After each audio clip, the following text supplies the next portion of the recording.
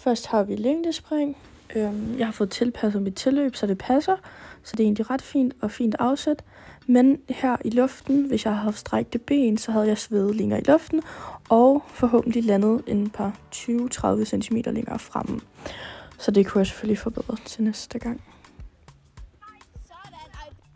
Yes, næste, der er spydkast. Der bruger jeg den, der hedder pegefingerfatning. Og føler egentlig, den der fungerer mest med mig. Jeg kunne måske have ladet spydet sådan flyde lidt mere løbende langs armen, og så havde jeg måske haft lidt mere kraft. Eller hvis jeg havde haft brug af noget mere tilløb. Og i den så har vi noget hækkeløb. Løbet har jeg egentlig rimelig fint tilpas med, fordi jeg tager 6 skridt imellem dem alle sammen. Afsættet er fint nok.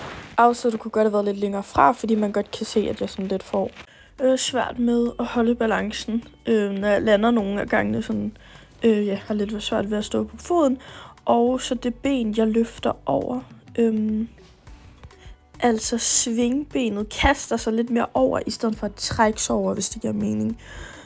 Så det er helt klart også noget, der kunne forbedres. Men alt i alt, egentlig nogle fine forsøg på noget atletik.